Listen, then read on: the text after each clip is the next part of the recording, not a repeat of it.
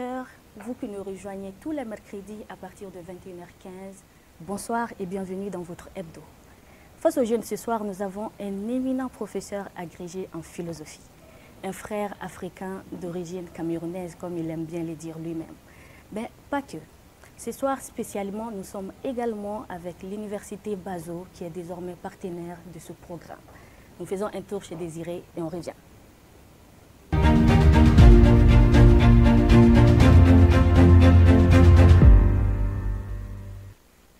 Professeur Franklin Yancy, bonsoir. Bonsoir, chère Sorona, bonsoir à cette université innovante que je découvre et que je félicite ardemment. Bonsoir au Grand Mali, bonsoir à l'Afrique. Merci d'avoir répondu à notre invitation. Eh bien, vous le constatez avec moi, ce soir, vous faites face à de jeunes étudiants, à de jeunes militants de partis politiques et d'associations, mais surtout à des jeunes engagés pour le Mali, quel qu'en soit le domaine et quelle qu'en soit la manière. Eh bien, professeur, ces jeunes ont des choses à vous dire. Avec plaisir. Je vais quand même me permettre de commencer. Je vous sais grand défenseur de la Confédération des pays du Sahel. Vous êtes partisan d'une Afrique libre, émergente, avec une croissance économique au top. Mais on vous voit quand même très souvent au Mali. Quel est votre lien avec ce pays? En effet, on me voit souvent au Mali, quand on est au Mali, lorsque j'y suis. Okay. On me voit souvent au Maroc, quand on est au Maroc, quand j'y suis. On me voit souvent au Canada, quand on est au Canada, quand j'y suis. Donc en fait, c'est souvent une illusion qu'on peut avoir. C'est que quand on me voit quelque part et qu'on m'y a vu plus de fois, on peut avoir l'impression que j'y suis souvent. Okay. Mais le Mali est l'un des 30 pays africains que j'ai visités. J'ai bientôt 53 ans cette année et j'ai un peu fait le tour de notre continent. Alors, mais le Mali, c'est un pays qui joue un rôle essentiel dans l'éveil de l'Afrique de ce temps, malgré toutes les difficultés sociales, économiques, culturelles, sécuritaires, qui ne sont pas entièrement résorbées. Le Mali redonne espoir, non pas simplement au peuple malien, mais à toutes les Africaines et à tous les Africains de ce temps qui commençaient à penser qu'il y avait une fatalité, qu'on ne pouvait pas faire reculer l'insécurité, la pauvreté, qu'on ne pouvait pas mettre fin à la domination néocoloniale et impérialiste, qu'on ne pouvait pas faire émerger de nouvelles générations de leaders économiques, leaders sociaux, leaders culturels. Il y a quelque chose ici au Mali qui touche le cœur de toute Africaine et de tout Africain éveillé. Et c'est la raison pour laquelle, lorsque j'ai voulu créer l'Institut de l'Afrique des libertés, c'est le Mali que j'ai choisi. Bamako, capitale de l'Afrique des libertés, parce qu'il y a quelque chose qui a été fait ici et qui inspire le Burkina Faso, qui inspire le Niger, qui inspire tout le continent. C'est la décision d'assumer par soi-même sa sécurité, d'assumer par soi-même la souveraineté de gestion sur ses ressources, de choisir librement les partenaires internationaux pour le développement du pays, mais aussi de rester fidèle à ses racines, à sa culture. Rien n'est facile, rien n'est parfait. Les difficultés sont là, difficultés énergétiques, difficultés liées à l'emploi, difficultés liées aux migrations et bien de la misère, difficultés liées à la persistance de poches d'insécurité. Mais il faut que les Maliennes et les Maliens sachent qu'ils inspirent positivement l'Afrique et qu'ils n'abandonnent plus jamais leurs rêves à des mains non seulement étrangères, mais scabreuses. Que dis-je? Des mains catastrophiques et apocalyptiques. Je suis heureux de rencontrer cette représentation de la jeunesse malienne, mais je tiens à rappeler que je suis venu au Mali pour la première fois en 2012. Okay. J'ai fondé, avec plusieurs autres collègues, le département de philosophie de l'Université catholique du Mali. Et donc, pendant plusieurs années, je venais pendant un mois, je restais à Samaya, où il y a des résidences pour les professeurs invités de l'Université catholique, et j'ai contribué à former au moins 5 générations de philosophes travaillant aujourd'hui dans l'Église et dans la société. Donc, c'est d'abord comme enseignant que je suis venu ici. On me connaît maintenant comme écrivain, comme conférencier international. On me connaît comme ami, fils adoptif de ce pays. Mais c'est comme ça qu'on me connaît en Côte d'Ivoire, c'est comme ça qu'on me connaît au Congo, c'est comme ça qu'on me connaît dans la diaspora africaine, en Europe, en Amérique. En fait, chacun me voit où il se trouve et en fonction de ce qui le préoccupe. Et je crois que cela répond aussi un peu à ces personnes qui se demandent pourquoi vous n'enseignez pas en Afrique. En fait, j'ai toujours enseigné en Afrique. D'abord, je suis né au Cameroun en 1972. J'y ai enseigné 5 ans. Mon engagement contre la dictature dans mon pays natal m'a obligé à poursuivre mes études ailleurs et à m'ancrer professionnellement ailleurs. Pendant 5 ans, j'ai enseigné en Côte d'Ivoire. Mais spécifiquement... Et j'enseigne depuis 20 ans en France, mais je n'ai jamais passé une année sans assurer au moins un mois de cours sur le continent africain. Par ailleurs, j'en suis à mon 40e livre. Voici l'impérial terrorisme. L'impérial terrorisme, forme actuelle de l'agression occidentale et moyenne-orientale contre l'Afrique. C'est le 40e livre. 80% de mes livres sont consacrés à l'éveil des Africains. Peut-on enseigner mieux que cela? Avec près de 2 millions de personnes sur les réseaux sociaux, 7000 émissions vidéo enregistrées, autant d'articles de presse. En fait, toute ma vie a été consacrée à l'éveil des miens. Je vous en félicite. Merci, Sorona. Nous avons une personnalité ici à côté duquel nous avons l'habitude de vous voir à chaque fois que vous passez par le Mali. Il s'agit bien évidemment du général des divisions, l'actuel Premier ministre, M. Abdoulaye Maïga. Quel est votre lien? Alors, le Premier ministre Abdoulaye Maïga, maintenant général de division, mais n'est pas la seule personnalité malienne avec laquelle on m'est vu. Je pense que la plus éminente des personnalités maliennes... C'est surtout celle avec laquelle on vous voit le plus souvent. Ces derniers temps. Et surtout à chaque fois que vous venez au Mali. Parce qu'il est le Premier ministre du Mali aujourd'hui et qu'il est par ailleurs ministre d'État chargé de l'administration territoriale, c'est-à-dire celui qui est en réalité le responsable des associations. Moi, je suis en train de créer et de développer l'Institut de l'Afrique des Libertés, un think tank qui a été légalisé maintenant il y a bientôt 2 ans au Mali. Okay. Donc, pour la mise en place de ce think tank, je suis en relation avec les ministres de tutelle. Tous ceux qui travaillent dans le domaine des relations internationales, l'analyse politique, ont donc en quelque sorte à partager leurs perspectives avec le ministère de l'administration territoriale, le ministère des Affaires étrangères. On m'a souvent vu également avec mon frère, l'excellent diplomate Abdoulaye Diop, et la primature. Je vous rappelle que quand le Premier ministre Dr Choguel Kokala Maïga était à la primature, on m'a vu à ses côtés. On me voit souvent dans des colloques, en présentiel ou en distanciel, concernant l'Afrique et le Mali. Alors, le Premier ministre Abdoulaye Maïga est un intellectuel qui, en réalité, a une expérience internationale tellement importante que sa compagnie n'est pas simplement une compagnie politique, c'est vraiment une compagnie agréable pour la vie de l'esprit. C'est un frère, c'est un ami. Je me réjouis que le président de la transition, chef de l'État, son Excellence Assimi Goïta, général d'armée, lui ait fait confiance, comme il a fait confiance en d'autres circonstances à d'autres braves Maliennes et Maliens. Et je souhaite, tout ce que je souhaite pour le Mali, c'est the right men and the right women at the right places. Les hommes et les femmes qu'il faut aux places qu'il faut. Plus ce sera le cas, mieux ira le Mali et l'Afrique. J'espère que nous tendons vers ça. Alors, professeur, ça ne va pas être une discussion à deux. C'est dommage. Voilà, comme je vous l'ai dit, nous avons en face de vous des jeunes qui ont aussi des choses à vous dire. Donc, on va leur donner la parole. Allez-y, posez votre question. Balguid Kounta, Université Bazou, cellule de communication. Cher professeur. Oui, mon cher. Bonsoir. Je vous salue. Pour nous et pour l'Université Bazou, c'est un honneur d'être en face de vous ce soir. Ma première question est que, pensez-vous que les autres pays de l'Afrique qui n'ont pas rejoint l'AES vont venir un jour, parce que l'AES et le Mali ont commencé à montrer un exemple au monde qu'ils peuvent faire mieux avec les autres pays. Que pensez-vous des autres pays? Qu'est-ce qu'ils attendent pour rejoindre les 3 pays de l'AES qui sont le Mali, le Niger et le Burkina Faso? D'accord, vous pouvez passer le micro à quelqu'un d'autre. On va prendre 3 questions. Bonsoir, monsieur. Bonsoir. Moi, je suis Diara Awa. Je suis étudiante à l'Université Bazou. Je fais la santé. Je voulais vous poser une question. Allez-y. Concernant votre cours. Vous avez dit que vous êtes en France et vous faites des cours en Afrique. Mais je voulais savoir si vous donnez des cours au Mali ici, si possible. Merci. Quelqu'un d'autre a une question? Ok, professeur, on vous donne... Allez-y, allez-y. Professeur, bonsoir. Bonsoir. Moi, c'est Koné Sid Mohamed, juriste en formation. Moi, ma question est quel rôle attribuez-vous à la jeunesse africaine dans le combat pour la souveraineté du continent? Et quelles actions concrètes devrait-elle entreprendre pour y parvenir? Je crois qu'on va maintenir la première question. Comme je l'ai dit, que chacun se limite à une seule question. Au retour des micros, vous aurez l'occasion de poser la deuxième question. Le professeur, on vous donne le temps de répondre. Merci, cher Sorona. Je voudrais répondre à mon frère Kounta. Oui. en disant que l'AES, l'initiative de l'AES, il faut l'apprécier à deux niveaux. Il y a le niveau organisationnel, institutionnel, donc les gouvernements, les présidents de chacun des pays, que ce soit ceux de l'AES, de la CEDEAO, de l'Union africaine en général. Et puis, il y a le niveau des peuples. Mon cher Kunta, l'AES a déjà gagné le cœur des peuples africains.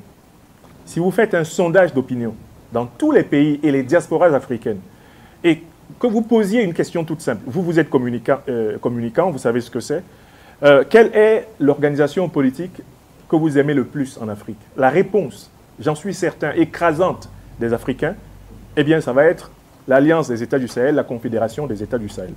C'est-à-dire que l'AES a déjà gagné le cœur des Africains. Mais pourquoi? Pour les trois idées fondamentales de l'AES. La souveraineté africaine, nous voulons parachever le processus d'indépendance pour lequel nos pères se sont battus, mais qui n'est pas achevé. Deuxième élément important pour les Africains, la liberté de choix stratégique. Nous voulons, nous, Africains aujourd'hui, ne plus nous faire dicter nos relations internationales par quelque puissance que ce soit. Et troisième élément, la défense des intérêts vitaux des peuples africains. Ces trois causes sont valables en Afrique de l'Ouest, en Afrique centrale, en Afrique australe et dans les diasporas. Donc, sur le plan du cœur des peuples, de l'âme des peuples, l'AES a déjà gagné la bataille.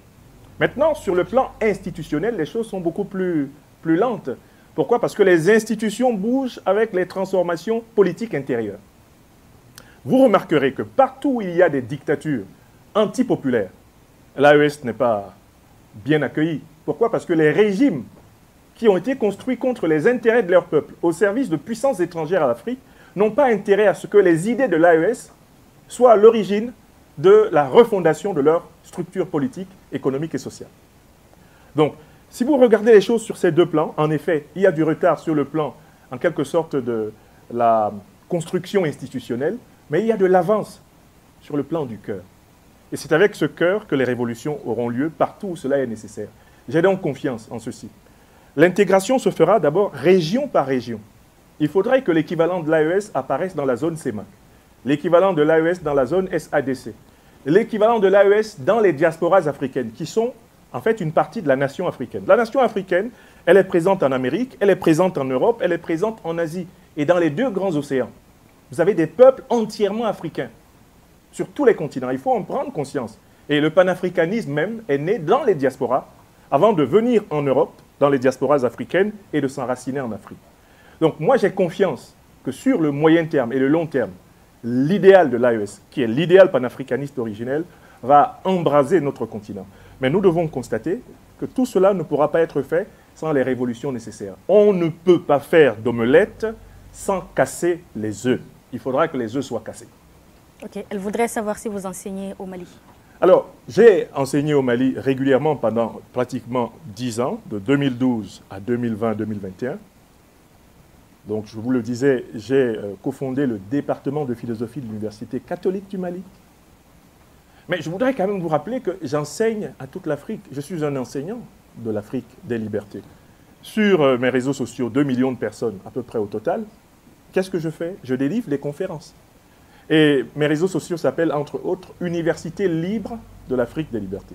Chacune de mes conférences, je la conçois comme un enseignement populaire, un enseignement citoyen basé sur des preuves, on m'appelle le docteur des preuves, mais en même temps qui tient compte des différents niveaux de compréhension et qui mobilise l'ironie, l'humour, la créativité. Parfois, je m'empare de ma guitare. Beaucoup de mes internautes citoyens à travers le monde adorent une séquence particulière que j'ai créée et que j'appelle le téléphone rouge, lors de laquelle j'exerce mes talents d'imitation d'un certain nombre de figures qui correspondent justement aux œufs dont je disais tout à l'heure qu'il faudrait casser pour avoir de très bonnes omelettes, c'est-à-dire des pays libérés. Donc en fait, je suis enseignant dans l'âme. Et même quand j'aurai arrêté mes fonctions officielles d'enseignement dans les institutions, les universités, etc., je continuerai à enseigner jusqu'au dernier souffle que le Tout-Puissant m'accorde. Donc pour moi, enseigner, ce n'est pas nécessairement venir uniquement à l'université Bazou, mais j'aimerais bien venir, on m'invitera peut-être. Je vois que certains de vos responsables sont là. Enseigner, c'est donner le meilleur de soi-même à l'éveil des siens à partir des compétences qu'on a acquises. On peut enseigner dans toutes les positions de la société dès lors qu'on sait communiquer, c'est-à-dire utiliser les moyens d'entrer dans les cœurs, d'entrer dans les cerveaux et d'influencer l'histoire. Parfait. Koné voudrait savoir le rôle que vous attribuerez à la jeunesse dans ce combat d'une Afrique libre. D'abord, nous autres philosophes, avant de répondre à ce type de questions, définissons les concepts. Qu'est-ce que c'est que la jeunesse? Si on en restait à une définition purement biologique, donc la jeunesse, on la situe, plusieurs classifications disent carrément entre 0 et 77 ans. Donc la jeunesse, en fait, d'un point de vue strictement biologique, c'est une notion relative à l'évolution du corps de l'homme. Il y a des gens de 70 ans qui se portent mieux dans leur corps que des hommes de 10 ans. Donc en fait, la jeunesse, c'est un état du corps, un corps qui est encore en capacité littéralement d'exercer toutes les performances que l'on peut espérer de l'homme. Mais la véritable jeunesse, pour moi, c'est une espèce d'enfance de l'esprit, de maintien dans la curiosité intellectuelle à tous les âges de la vie. On doit pouvoir rester jeune du premier jour de sa naissance jusqu'à celui de sa mort si on est capable d'apprendre tout le temps, si on a la curiosité intellectuelle. Donc pour moi, la jeunesse est un état d'esprit, d'ouverture, de créativité, d'écoute, un état d'émerveillement qu'on ne doit pas perdre. Le malheur veut que beaucoup de gens cessent d'apprendre quand ils ont des diplômes. Or, les diplômes tuent précisément la jeunesse véritable, celle que j'appelle la jeunesse de l'esprit, celle qui nous prédispose à traverser la vie avec la même grâce. Mais j'ai compris votre question, vous voulez savoir qu'est-ce que je pense du rôle de ceux qui sont moins âgés que moi, la génération de mes enfants. J'ai bientôt 53 ans, mon premier en a 25, donc la génération de mes enfants, quel est le rôle qu'elle a à jouer? Premier élément important, elle doit s'efforcer d'obtenir la meilleure éducation possible.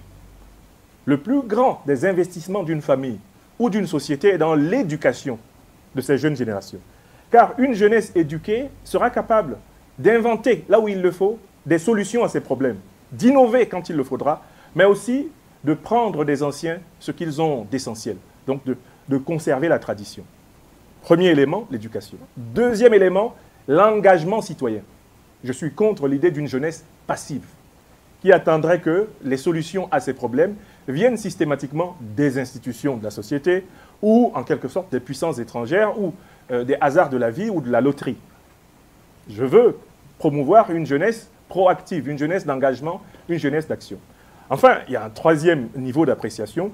C'est vraiment une jeunesse qui doit prendre conscience des grands enjeux du monde, des grands enjeux de l'histoire humaine. Donc une jeunesse qui réactualise en permanence ses connaissances pour pouvoir assumer, dès que cela sera possible, les plus hautes responsabilités de nos nations. Voilà les trois niveaux de construction de la jeunesse. J'ajouterai un quatrième, mais qui renvoie à l'équilibre personnel. Ne jamais oublier que nous ne sommes que des créatures et que l'expérience humaine est l'apprentissage de l'imitation du divin, l'apprentissage de l'exemple du Créateur en chacune des choses que nous faisons. Laissons inonder nos vies d'un amour véritablement divin qui nous accompagnera dans les hauts et les bas de la vie. Pour moi, voilà, la jeunesse, ce sont ces trois niveaux, l'éducation, l'engagement, la responsabilité et l'amour. C'est le 14 février. Vous êtes en rose. Je vais insister un peu sur un aspect de la question de Kunta. Moi, je voudrais savoir ce que vous pensez des pays qui n'ont pas encore rejoint l'AES. L'Alliance des États du Sahel indique déjà qu'elle a une particularité géographique. Sahel. Et vous voyez très bien que toute l'Afrique n'est pas sahélienne. Oui. L'AES n'a pas vocation, en fait, à s'étendre pour, en quelque sorte, imposer ce qu'on pourrait appeler les intérêts des peuples sahéliens aux autres. Mais l'AES est un modèle d'intégration qui doit servir de source d'inspiration justement à l'Afrique centrale, à l'Afrique australe, pour pouvoir se préparer à reconstruire l'unité africaine sur des bases nouvelles. Donc, le modèle de l'AES n'a pas à s'étendre en tant que modèle modèle institutionnel. C'est-à-dire que les pays de l'AES, en fait, ils ont un certain nombre d'intérêts communs qui font que l'organisation ne peut pas croître elle-même ad infinitum, mais c'est l'idée de l'AES qui doit inspirer la reconfiguration des organisations continentales. Alors, les pays qui n'ont pas rejoint cette idée sont des pays, je le rappelle à nouveau, qui sont dirigés par des élites au service d'intérêts étrangers à l'Afrique. J'ai envie de nommer un pays en particulier, le Tchad. Ah, mais moi, je commencerai par le Cameroun, mon pays natal. Allez-y. Un pays dans lequel, en fait, il y a quelqu'un qui, depuis 42 ans, s'accapare le pouvoir d'État en utilisant l'armée, en utilisant la police, la gendarmerie, en utilisant la corruption, en manipulant le tribalisme, parfois même le régionalisme. Un pays comme ça qui est bloqué, on en trouve partout. Le Tchad vient de faire un pas qui n'est pas un pas insignifiant. Il a rompu les accords de coopération militaire néocoloniaux. Mais il y a plusieurs pays africains, comme le Cameroun, comme la Côte d'Ivoire, comme le Sénégal qui est à côté, comme le Gabon, comme le Congo, comme le Togo, qui n'ont pas encore rompu ces accords. Mais pourquoi y a-t-il du mal à poser des actes aussi courageux que ceux du président Assimi Goïta, du président Tiani, du président Traoré ou du président Mahamat Idriss Déby Itno? C'est parce que les élites de la plupart de ces pays ont encore leurs intérêts liés à ceux des anciennes puissances coloniales. Ce sont donc les processus populaires de reprise en main de la souveraineté par les forces vives de chacune de ces nations qui vont les prédisposer à s'inspirer de l'AES. Le temps de l'Afrique centrale arrive. Ça ne sera pas l'AES qui va s'étendre, mais c'est l'idéal panafricaniste incarné par l'AES qui maintenant est en train de marquer point par point. C'est des transformations internes à ces pays-là. Donc, pour le Tchad, par exemple, on doit saluer le premier pas qui a été posé. Mais j'ai toujours souligné qu'au Tchad, il faut un processus de réconciliation nationale, parce qu'il y a eu beaucoup de violence dans l'histoire de ce pays. Il y a beaucoup de haine qui bloque les énergies, comme dans beaucoup d'autres pays africains. Nous devons faire preuve à la fois de patience, mais aussi d'optimisme et de détermination.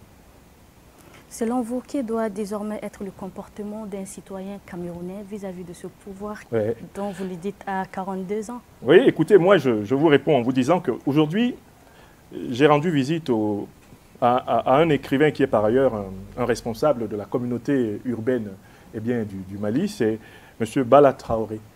Et il m'a offert ce livre, je lui ai offert le mien, il m'a offert ce livre qu'il a écrit en anglais, Africa, Poverty in the Midst of Plenty. L'Afrique, un continent où la pauvreté a lieu en pleine opulence, en pleine abondance. Et il y a une thèse très intéressante de M. Bala Traoré dans ce livre, que je vous invite à lire et à faire. Il faudrait qu'il soit traduit en français, parce que la plupart des Maliens ne lisent pas l'anglais. Malheureusement, on est encore francophone. Alors, il dit que le changement fondamental, et il a raison, dont nous avons besoin dans chacun de nos pays, c'est le changement du comportement, de l'attitude des personnes. Il faut que le comportement de l'Africaine, de l'Africain en tous ces pays-là soit orienté par 3 valeurs fondamentales. La première valeur, c'est de ne pas considérer que le succès dans la vie se mesure à la possession des choses extérieures. Toute personne qui considère que sa vie est réussie parce qu'elle possède beaucoup de femmes, beaucoup d'hommes, beaucoup d'argent, beaucoup de voitures, beaucoup de maisons, est un danger pour elle-même et pour la société. C'est ce qu'on appelle le matérialisme. Bala Traoré décrit cela avec des mots lumineux. Je lisais ce livre, il me l'a offert vers midi et j'en suis à la moitié. C'est tellement bien dit, mais je l'ai dit dans mes livres moi aussi. La deuxième condition pour qu'il y ait un véritable changement, c'est que les gens se posent la question de savoir qu'est-ce qu'on fait des malheurs qui nous frappent. Lorsque nous sommes frappés par des malheurs, quelle attitude devons-nous avoir? Devons-nous croire que nous sommes fatalement déterminés à subir le malheur ou devons-nous au contraire apprendre de nos malheurs pour construire notre bonheur? Sorona Nian, l'une des choses qui m'a marqué dans votre personnalité, c'est votre polyvalence. Je vous l'ai souvent dit et je suis quelqu'un qui distribue volontiers les sacs de Jimso sur Internet. J'espère que vous savez pourquoi. C'est parce que je trouve que dans la diversité des choses que vous faites, vous croyez en ce que vous faites. Vous croyez que vous pouvez transformer utilement votre vie et vous le faites concrètement. En faisant ces sacs que pour ma part, je partage sur mes pages Facebook, que vous le vouliez d'ailleurs ou non, que vous me le demandiez ou non. Je le fais pour beaucoup d'autres Africains. Pourquoi? Parce que ça veut dire une attitude positive envers la vie. Quoi qu'il nous arrive, il y a toujours la possibilité de transformer notre condition, de faire quelque chose pour nous-mêmes. Enfin, il y a une troisième condition que souligne également Bala Traoré dans ce livre que je recommande. C'est un joli petit livre poignant. La troisième condition pour que ça change au Cameroun, mon pays natal et partout ailleurs où les choses sont bloquées, c'est que nous soyons solidaires les uns des autres. Je ne suis rien sans vous. Je ne peux pas m'exprimer dans cette émission si Sorona ne m'interroge pas, si ce public qui est là ne m'interroge pas, et si les techniciens qui nous permettent de travailler dans cette magnifique salle de télévision ne travaillent pas. Nous sommes interdépendants. Il faut que nous en prenions conscience, c'est-à-dire que le bien commun devienne un souci personnel. Quand nos routes et nos villes sont sales, nous devons en avoir honte personnellement. Oui. Quand nos hôpitaux ne fonctionnent pas bien, nous devons prendre cela comme un problème personnel. Parce que nous avons intérêt à ce que ceux qui nous entourent soient heureux. Jean-Jacques Rousseau, un penseur suisse, disait avec raison, il y a de la honte à être heureux tout seul. Alors, Bala Traoré souligne ces 3 éléments. Il dit que si nous réussissons à transformer notre attitude, notre comportement envers la vie, mais nous devenons indominables, indomptables. Nous devenons insoumettables par des dictateurs. Nous devenons en réalité capables de vivre pleinement notre vie d'homme. Pour moi, c'est ce travail que l'éducation citoyenne et des émissions comme celle-ci, ce travail que les professeurs, les guides religieux, les leaders politiques, les leaders sportifs, les leaders artistiques, les pères et les mères de famille doivent abattre tous les jours. Enseigner la dignité, enseigner la responsabilité, la créativité, enseigner l'effort, l'amour de la connaissance et le respect de la vie. Parfait. Professeur, on va retourner au public. Est-ce que vous avez des questions? Qui a le micro? Allez-y.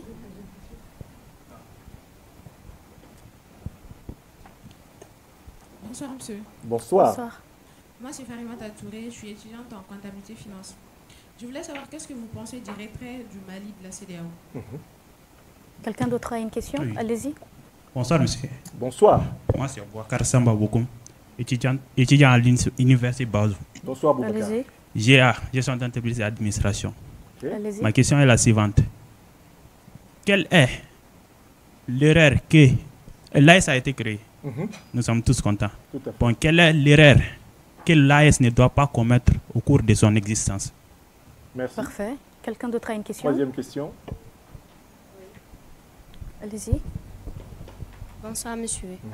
Moi, c'est Koulibaly Maïmouna Gausso Koulibaly, étudiante à l'université Bazo, option marketing et communication. Que pouvez-vous nous conseiller, vous, en tant que leader, aux futures générations, au futur leadership, aux futurs représentants de ce pays, pour que chacun d'entre nous puisse apporter sa pierre à l'édifice dans la construction et le bon fonctionnement de ce pays? Parfait. Alors, professeur, qu'est-ce que vous pensez du retrait du Mali de la CEDEAO? La CEDEAO est la principale responsable du retrait du Mali de la CEDEAO. La CEDEAO est une organisation qui a été créée le 28 mai 1975 par les dirigeants ouest-africains qui presque tous étaient des dirigeants issus de coups d'État militaires. Si vous étudiez l'histoire de la CEDEAO, vous retrouvez les dirigeants du Nigeria. C'était, si je ne m'abuse, le général Yakubu Gowon. Vous retrouvez les dirigeants du Bénin de l'époque, Mathieu Kérékou, général d'armée. Vous retrouvez la quasi-totalité des dirigeants qui fondent la CEDEAO étaient des dirigeants issus de coups d'État militaires. Mais ils ont créé cette organisation dans le but de faciliter les échanges économiques et les échanges sociaux. À partir de 1991, une déclaration dite des principes politiques est introduite dans les textes de la CEDEAO. Selon cette déclaration, il faut que les États de la CEDEAO soient surveillés du point de vue de la bonne gouvernance, de la démocratie, des élections, etc. Et cette surveillance suppose que des représentants des puissances occidentales siègent comme observateurs à l'intérieur de la CEDEAO. À partir de là, la CEDEAO devenait une organisation, en réalité, de contrôle politique des États par des puissances étrangères à notre sous-région ouest-africaine. C'est là qu'elle a été détournée, parce qu'on s'est mis à l'utiliser comme un outil pour persécuter les États qui ne font pas les 4 volontés des puissances étrangères à l'Afrique. La faute majeure de la CEDEAO, c'est la décision du 9 janvier 2022. Les sanctions illégales, qui ne sont pas prévues dans les textes de la CEDEAO, inhumaines, criminelles contre le Mali. À partir du moment où une organisation ne respecte pas ses propres textes, nul n'est tenu de lui appartenir. Je prends l'une des mesures que la CEDEAO avait osé prendre. Le Mali est un pays sans littoral, donc qui n'a pas accès directement à la mer. On interdit à un pays qui n'a pas directement accès à la mer de pouvoir récupérer ses marchandises ou sortir ses marchandises de son territoire. Quel est le but? Étouffer ce pays et le livrer littéralement à la faim, le livrer en quelque sorte à la rareté, aux pénuries et à la disparition de sa population. Donc, deuxième décision flagrante de la CEDEAO, elle voulait littéralement faire la guerre au Niger. Vous vous souvenez bien de M. Alassane Ouattara, le président ivoirien, déclarant qu'il va envoyer 1500 soldats attaquer le Niger pour restaurer un dirigeant nigérien qui avait été renversé. Mais il y a eu des coups d'État au Nigeria, il y a eu des coups d'État au Bénin, il y a eu des coups d'État en Sierra Leone, il y a eu des coups d'État dans tous les... Il y a eu des coups d'État au Togo et consorts. Pourquoi la CEDEAO n'y a pas envoyé des militaires pour imposer un dirigeant qui serait en quelque sorte préféré par la haute hiérarchie? Donc ce sont les décisions de la CEDEAO qui ont entraîné la conséquence. Il faut regarder où ça a commencé, et non pas voir les conséquences comme étant les causes.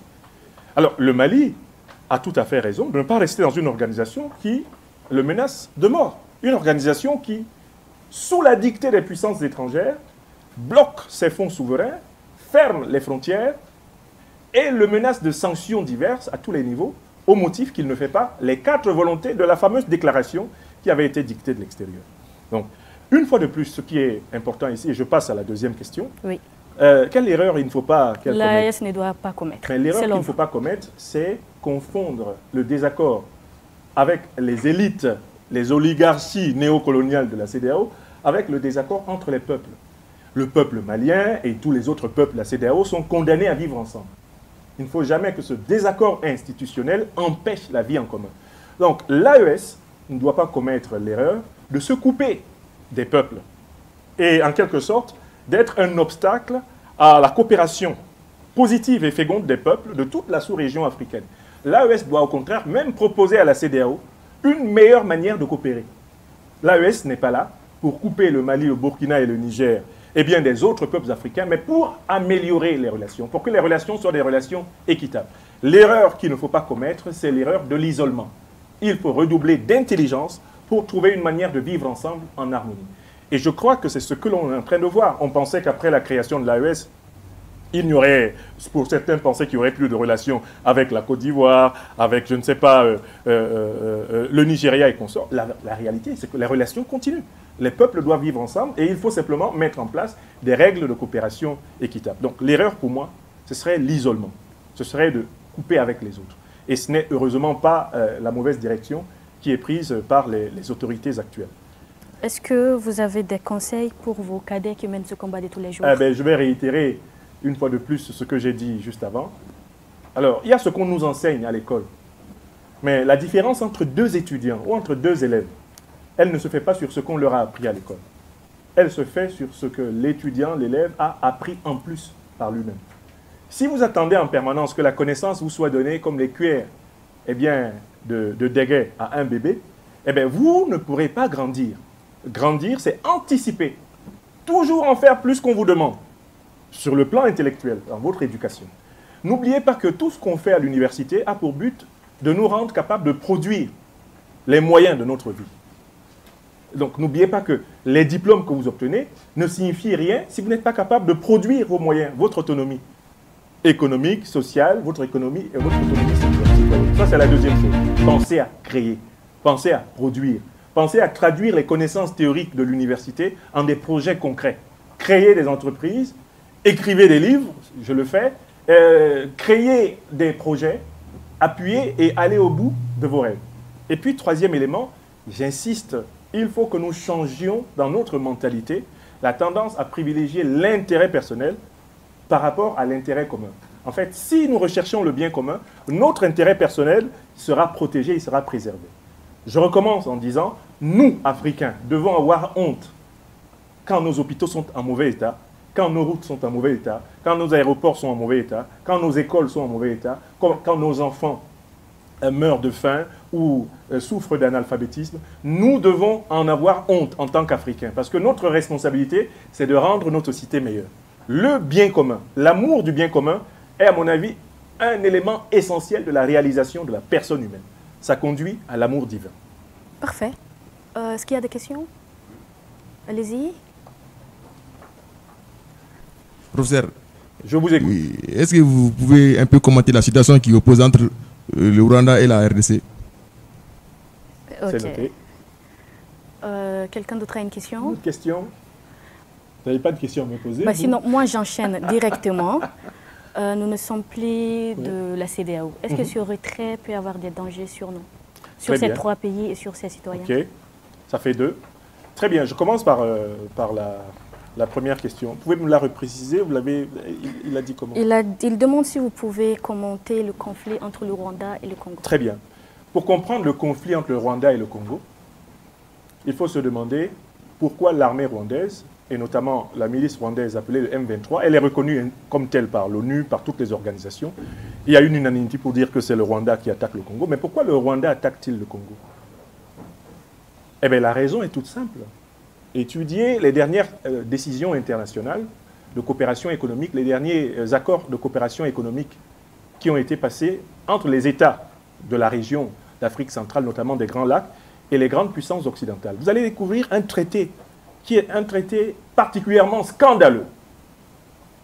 Le Rwanda, c'est un petit pays d'environ 27 000 km². Le Congo, c'est plus de 2 millions de km². Le Rwanda est un pays pauvre en matières premières. Alors que le Congo, c'est le pays africain le plus riche en matières premières. Et d'ailleurs, c'est le pays mondial le plus riche en matières premières. J'espère que vous le savez. Alors, qu'est-ce qui se passe? L'Union européenne signe un accord avec le Rwanda pour la commercialisation des matières premières stratégiques qui se trouvent dans le sous-sol du Congo. Alors, maintenant, vous comprenez la suite. Qui arme le Rwanda? Qui finance le Rwanda pour faire la guerre au Congo? Mais c'est l'Union européenne. C'est l'OTAN. Et c'est l'une des raisons pour lesquelles j'ai écrit ce livre, pour que vous compreniez qui nous attaque en Afrique. On a voulu nous faire croire que nous étions attaqués par des gens qui veulent nous imposer un islam à eux. Mais comment on peut forcer les musulmans à être musulmans? La raison religieuse qui a été avancée pour déstabiliser tout le Sahel et même une bonne partie de l'Afrique centrale, elle ressemble exactement au mécanisme utilisé au Rwanda. On cache derrière des revendications ethniques. Une partie des Congolais de la frontière avec le Rwanda sont rwandophones. Derrière ces revendications ethniques, en réalité, on monte une armée de pillage du Congo. Les minéraux congolais, uranium, cobalt, lithium, or, etc., sortent par le Rwanda qui les brade à l'Union européenne. Et avec ça, l'Union européenne fait fonctionner ces multinationales du téléphone, de l'ordinateur, les puces électroniques, tout ça vient du sous-sol congolais. Donc c'est une guerre instrumentalisée. Le Rwanda est un État dont l'élite, il ne faut pas la confondre avec le peuple, est instrumentalisée par l'impérialisme occidental pour piller le Congo. C'est aussi simple que ça. Alors la solution, c'est quoi? C'est qu'à l'intérieur du Congo émergent des élites politiques qui veulent rompre ce modèle. Le problème est compliqué alors, pourquoi? Parce que l'élite politique congolaise actuelle a comme tuteur les mêmes puissances occidentales qui précisément arment le Rwanda. Mais comment voulez-vous vous appuyer sur l'Union européenne et l'OTAN pour combattre le Rwanda qui est appuyé par l'Union européenne et l'OTAN contre vous? C'est ce qu'on appelle la duplicité, la politique biscornue. La duplicité, c'est cette duplicité que le Sahel affronte. Al-Qaïda et l'État islamique, on sait maintenant que ce sont des organisations terroristes qui ont été créées par les services de renseignement occidentaux. Monsieur Donald Trump, l'actuel président américain, a dit ouvertement que l'organisation de l'État islamique a été créée par l'administration Obama-Clinton. Et il s'est passé une chose le 31 janvier que les Africaines et les Africains doivent connaître. Madame Tulsi Gabbard, nominée par le président Donald Trump comme chef du renseignement général américain, a affirmé devant le Sénat américain qu'elle avait toutes les preuves que les gouvernements américains successifs ont financé Al-Qaïda. Et elle a précisé Al-Qaïda qui déstabilise le Moyen-Orient, donc la Syrie, l'Irak et l'Afrique, est financé par le trésor public américain.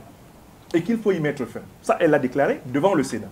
Mais le livre que j'ai écrit et que je dédicace demain à 10 h au mémorial président Modibo Keïta à Bamako, rassemble toutes les preuves de ce que je suis en train de vous dire. Il faut donc que les Africains arrêtent de se cacher derrière leurs petits doigts. Quand il y a une guerre contre l'une de nos nations, c'est parce que ceux qui sont armés, financés pour faire cette guerre, servent des intérêts contraires à ceux de nos nations. Le modèle que vous voyez entre le Rwanda et le Congo, mais c'est celui que nous avons dans le double jeu que des puissances d'Afrique du Nord jouent contre le Mali. Souvenez-vous des événements de Tinzaouaten. Quel pays sert de base arrière à Al-Qaïda pour attaquer Tinzaouaten? Mais c'est un pays où l'OTAN a ses bases. D'accord? On est encerclé dans le Sahel par des bases de l'OTAN. Et ce sont ces bases qui servent en quelque sorte de zone de ravitaillement de ces groupes qui ont pour but de nous maintenir dans l'instabilité pour que nous soyons obligés de brader l'or, le pétrole, l'uranium, le cobalt, le diamant pour leurs industries. Voilà la vérité. Et maintenant, c'est reconnu officiellement aux États-Unis. Alors, il faut changer d'alliance. Il faut que les pays d'Afrique centrale s'unissent comme l'AES l'a fait ici pour libérer le Congo de l'armée mercenaire, en fait, du Rwanda. Il faut appliquer la solution des présidents Assimi Goïta, Abdourahmane Tiani et Ibrahim Traoré, une solution qui marche. J'espère que vous savez que le Niger aurait été détruit si le Mali et le Burkina ne s'étaient pas levés pour dire, si vous les attaquez, Vous nous avez attaqués. Mais il faut qu'en Afrique centrale, des puissances se lèvent, mais des puissances panafricanistes pour dire, maintenant, M. Kagame, vous arrêtez d'attaquer le Congo avec les armes qui vous sont fournies par l'OTAN et l'Union européenne, sinon nous vous attaquons. Il n'y a pas d'autre solution géopolitique et géostratégique que celle que le Mali a mise en place. Le Niger ne serait pas vivant aujourd'hui si le Mali et le Burkina ne s'étaient pas levés à ses côtés. Le Congo ne sera pas vivant demain si l'Afrique du Sud, l'Angola, le Zimbabwe, le Cameroun, tous les pays qui sont autour ne se lèvent pas pour dire au Rwanda, maintenant vous arrêtez. Vous arrêtez d'armer le M23, vous arrêtez d'entrer dans le territoire congolais. Il y a plus de 6 millions de Congolais qui ont été assassinés en 20 ans pour piller. Et c'est notre responsabilité, nous, Africains, de nous inspirer de l'AES pour pacifier notre continent. L'AES, justement. Oui. Est-ce qu'elle a des dangers? Elle fait face à des dangers suite à son retrait de la CEDEAO? Un proverbe africain, ma chère Sorona, dit que celui qui veut du miel ne doit pas craindre la piqûre des abeilles. Si vous voulez chercher du miel, il faut savoir qu'en allant chercher le miel, il y a des abeilles qui vont vous piquer. Mais écoutez, l'AES, elle a le choix entre deux modèles. Nos pays ont le choix entre deux modèles. Soit nos richesses servent à des puissances étrangères, et dans ce cas, on nous laisse dans une instabilité permanente, et nos générations disparaissent, et nos enfants sont obligés de prendre la mer Méditerranée et de fuir. Soit c'est nous qui décidons pour nous-mêmes en Afrique, et dans ce cas, nous combattons ceux qui veulent nous empêcher de décider. La liberté est un combat. La souveraineté est un combat. Il n'y a jamais un pays tranquille. Même les pays occidentaux se battent encore. Si vous écoutez les conclusions des grandes réunions de l'Union européenne, de l'OTAN, etc., ce sont des nations en guerre permanente. Vous savez pourquoi? Mais pour garantir leurs intérêts vitaux. Mais ce n'est pas forcément des guerres ouvertes. Donc, que risque l'Alliance des États du Sahel? Elle ne risque que ceci. Soit abandonner ce combat et retomber dans la dépendance, dans la pauvreté, dans la misère crasse, soit le poursuivre.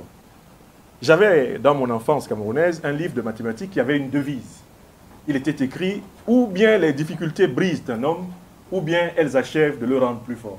L'AES n'a pas le choix. La souveraineté est un combat. La vie est un combat. Plus jamais les Africains ne doivent dormir et confier leur destin à quelqu'un d'autre qu'eux-mêmes. La voie de l'AES, c'est vraiment la voie de l'affirmation de l'homme et de la femme africains comme responsables de leur destin. Il y a une question qui se discute beaucoup ici au Mali aujourd'hui. Oui. Vous avez eu la chance de visiter beaucoup de pays à travers le monde. Oui. Comment se passe la taxation des citoyens?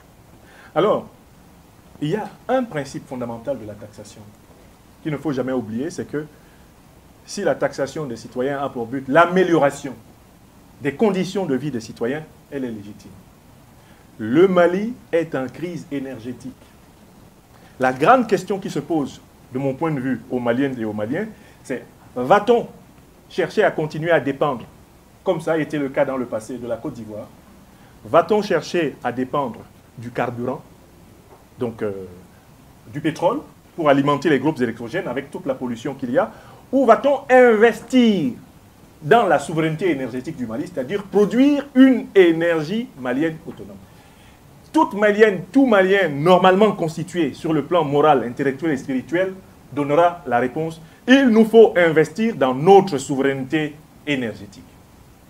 Il n'y a aucun sacrifice qui soit de trop quand il s'agit justement de renforcer la souveraineté du pays. Donc les taxes n'ont de justification que si elles ont pour but d'améliorer la condition des citoyens. Toute taxe qui détériore les conditions des citoyens n'est pas justifiée. Pour moi, la grande question est la suivante. Est-ce que les Maliennes et les Maliens ont confiance en leurs dirigeants actuels, de telle façon qu'ils se disent, le président Assimi Goïta, s'il instaure une taxe, il ne l'instaure pas pour prendre l'argent des Maliens, aller le cacher en France. Parce que nous, en Afrique centrale, là-bas, on a par exemple des tas de présidents très riches, multimilliardaires, parce qu'ils volent l'argent public pour aller le cacher en Suisse, le cacher en Allemagne, en France, dans les paradis fiscaux. Les Maliennes, les Maliens doivent se poser la question. Nos dirigeants, là, quand ils instaurent une taxe, est-ce que c'est pour nous prendre l'argent, là, et aller cacher ça dans des comptes personnels et privés pour nous voler, comme les dictateurs de la France-Afrique le font? Si la réponse est non, mais on doit se serrer les coudes, la ceinture, et vérifier simplement que l'argent soit utilisé pour améliorer nos conditions de vie. Donc la fiscalité est légitime quand elle vise le bien commun. Elle est illégitime quand, en réalité, elle se traduit par une amélioration des choses. Pour moi, les Maliennes et les Maliens doivent dire au gouvernement malien, nous serions d'accord de faire des efforts, mais dites-nous un délai à partir duquel les problèmes que nous avons là, par exemple le problème du courant, le problème de l'énergie, vous le résolvez quand? Donnez-nous un délai. Par exemple, si on dit on instaure une taxe, eh bien, le peuple doit demander aux dirigeants, bon, vous instaurez la taxe là, vous allez résoudre le problème de l'électricité quand? On est en 2025. Donnez-nous une date. Si vous me dites, par exemple, en 2027 ou 2028, le Mali sera capable de donner le courant et l'eau à la majorité de sa population, je suis prêt à payer 200 francs CFA de plus sur la téléphonie, parce que je sais que je vais contrôler ce que vous dites par le résultat. Donc le peuple doit demander des résultats. Mais il ne faut pas avoir comme réflexe de dire, si on nous demande de payer, c'est mauvais. Mais ce n'est pas mauvais, parce que si c'est nous qui payons, nous ne dépendons de personne. Alors que si on va demander à la Banque mondiale, au FMI, à la France, aux États-Unis, si on leur tend la main, eh bien, ils vont prendre le poignet, ils vont prendre le coude, ils vont prendre l'épaule et ils vont prendre le cou. Faisons très attention. Lorsque les solutions qui nous sont proposées viennent de nous-mêmes, contrôlons simplement l'usage qui est fait de l'assiette qui est obtenue. Donc, pour ma part, j'encourage à la patience, à la confiance, mais aussi au contrôle. Vous allez prélever combien d'argent? Mettons, vous allez prendre 100 milliards grâce à ça, 100 milliards de CFA. Vous allez les utiliser à résoudre quel problème? Dites-nous quel problème sera résolu. Ok, vous dites le problème de l'énergie. À quelle date on n'en aura plus? Ce problème sera fini quand? Vous nous dites, ok, on fait l'effort. Voilà comment je perçois la question de la taxe. Si la taxe est justifiée, c'est un effort nécessaire du peuple. Le peuple doit faire preuve de maturité, sinon on va retomber dans les dépendances. On va aller prendre des crédits à taux d'intérêt illimité et le pays va repartir en esclavage. On ne l'espère pas. On ne l'espère pas. En tout cas, merci professeur de nous avoir entretenus sur des sujets aussi pertinents abordés dans cette salle. Est-ce que vous avez un message pour la jeunesse de l'AES? Alors j'ai un message pour la jeunesse de l'AES, ma chère Sorona, et pour toute la jeunesse africaine. C'est toujours de dire que moi je suis un fils d'ouvrier, de ménagère, de paysan. Vous avez peut-être même d'ailleurs eu un meilleur sort que moi. Vous avez commencé peut-être avec des parents qui avaient déjà une certaine situation, au moins appartenant à la classe moyenne. Mais l'expérience que j'ai à transmettre, c'est que l'ascenseur social le plus légitime, c'est l'éducation.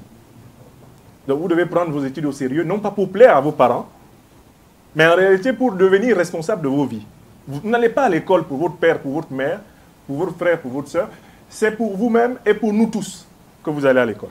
Première chose. Deuxième chose, il faut établir dans sa vie une hiérarchie des valeurs.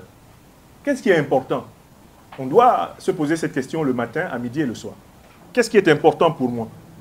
Ne laissez pas le temps de vos vies aller dans tous les sens. Choisissez vos objectifs et poursuivez-les avec acharnement. Et puis, troisième chose extraordinaire, mais inspirez-vous des modèles positifs qu'il y a dans votre famille, dans votre quartier, dans votre pays, dans notre continent et dans le monde. Inspirez-vous. Ayez l'esprit ouvert.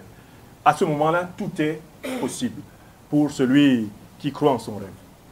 Merci beaucoup, professeur. Nous avons M. Kunta qui a une annonce à faire et qui a un présent pour le professeur. Vous avez 1 minute. Voilà, merci professeur. Merci Sogona. Merci à vous. Et je remercie les étudiants de l'Université Bazou. Nous, c'est l'Université Bazou. Et Bazou, professeur, c'est la performance par l'excellence. Nous avons 3 campus. Un à Bazou-Zerni, sur la route de Ségou, à côté du stade du 26 mars. Le second, c'est à Badialan, juste à la descente du 3e pont. Et le 3e est à Soutiba, juste à la descente du 3e pont. Après le pont Richard vers Badialan, nous sommes à la descente du 3e pont, Bazo-Soutiba. Et Bazo prépare sa 2e rentrée scolaire qui est prévue pour le 2 mai 2025. Nous vous remercions et Bazo a décidé de vous offrir un cadeau qui est une horloge, un agenda. Merci infiniment. Merci. Merci beaucoup à Bazo. Alors, rendez-vous. Voilà, nous allons remettre les cadeaux. Merci beaucoup à Bazo. Merci, merci beaucoup. Merci à l'université Bazo. Ah, le temps, l'usage du temps. Ça va permettre la caméra, s'il vous plaît, de respecter l'air. Merci beaucoup. Merci à nous Bazo. tous de respecter l'heure, à nous tous. Merci. Alors, sur ce, prend fin ces numéros. Je vous donne rendez-vous le mercredi prochain, même heure, même chaîne. Merci bye bye. Merci.